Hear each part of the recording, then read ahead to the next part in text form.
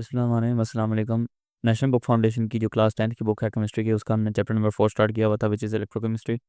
हम electrolysis of molten NaCl पढ़े थे, जिसके अंदर हमने डाउन सेल पढ़ लिया था, यानी कि इलेक्ट्रोलिसिस ऑफ मोल्टन NaCl। आज का हमारा टॉपिक है electrolysis of molten lead chloride, यानी कि PbCl2। अब इसकी सारी कंस्ट्रक्शन वगैरह, इसके अंदर रिएक्शन छोड़ के बाकी सारा कुछ डाउन सेल वाला ही है, यानी कि टाइप ऑफ सेल आप बता देंगे, इलेक्ट्रोलाइटिक है, फिर आप प्रिंसिपल बता देंगे कि इसका इलेक्ट्रिकल टू केमिकल है। उसके बाद आप कंस्ट्रक्शन लिखेंगे, जिसके अंदर आप लिखेंगे इलेक्ट्रोड यूज, जिसमें आएगा इनर्ट या सपोर्टिंग इलेक्ट्रोड, दोनों कैथोड और एनोड। अब उसके अंदर आप प्लेटिनम भी यूज़ कर सकते हैं, आप कार्बन यानी ग्रेफाइट भी यूज़ कर सकते हैं।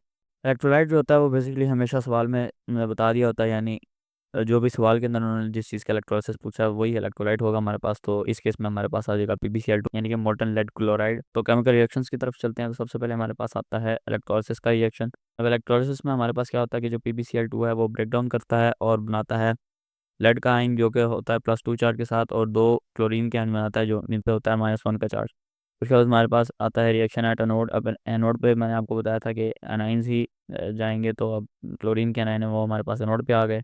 एनोड पे पॉजिटिव चार्ज होता है और उस पर ऑक्सीडेशन होती है, तो क्लोरीन के आयन की ऑक्सीडेशन हो जाएगी। दो क्लोरीन के आयन है हमारे पास, तो वो दोनों एक एक इलेक्ट्रॉन लूज करेंगे तो दो इलेक्ट्रॉन्स हो जाएंगे, और हमारे पास एक मॉलिक्यूल Cl2 गैस का बन जाएगा।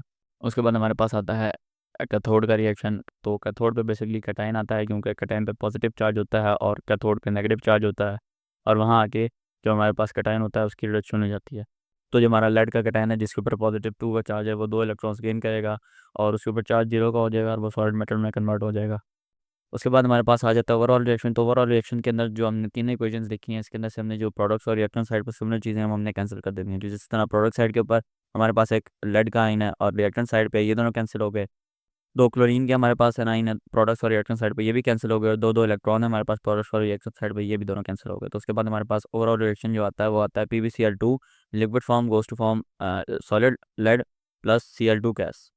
ये इक्वेशन बैलेंस है, इसको बैलेंस करने की बिल्कुल जरूरत नहीं, क्योंकि एक ही हमारे पास लेड का आइटम है और दो हमारे पास क्लोरीन के आइटम है। डाउन सेल में क्या होता है कि उसको पहले आपको बैलेंस करना पड़ता है सारी इक्वेशन को, ये इक्वेशन पहले ही बैलेंस होती है, तो इसके लिए ये आसानी है। बाकी इसके अंदर सारा कुछ वही है जो आपने हमारे पास मोल्टन NaCl में लिखा था।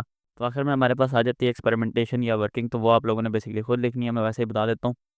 अच्छा, हमारे पास जो लेड क्लोराइड का मेल्टिंग पॉइंट होता है वो बेसिकली होता है 501 डिग्री सेल्सियस। हमने NaCl के साथ देखा कि NaCl प्योर NaCl जो है होता है हमारे पास, उसका 801 डिग्री सेल्सियस होता है मेल्टिंग पॉइंट, तो हम उसके अंदर KCl डाल के उसको रिड्यूस कर सकते हैं 600 के अराउंड। उसी तरह हमारे पास जब PbCl2 के अंदर आप बात करते हैं तो आप KCl उसके अंदर ऐड कर सकते हैं, तो उसका जो टेम्परेचर है वो मेल्टिंग पॉइंट वो 500 डिग्री सेल्सियस से डिक्रीज करके 400 तक आसपास आ जाता है। उसी तरह आप उसके अंदर NaCl ऐड करते हैं, वो ऐड करने से भी 400 के आसपास उसका मेल्टिंग पॉइंट आ जाता है। फिर हमारे पास आता है लिथियम क्लोराइड यानी LiCl, वो ऐड करने से हमारा जो मेल्टिंग पॉइंट है PbCl2 का वो as low as 357 degree Celsius तक आ जाता है।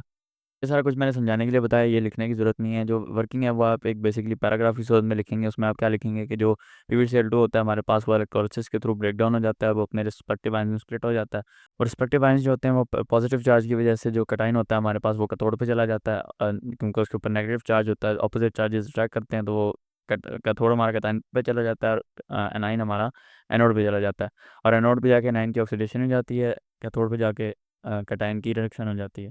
जो कैथोड होता है ना हमारे पास उसके ऊपर मेटल प्रोड्यूस होता है, और जो एनोड होता है उसके ऊपर हमारे पास क्लोरीन गैस प्रोड्यूस होती है।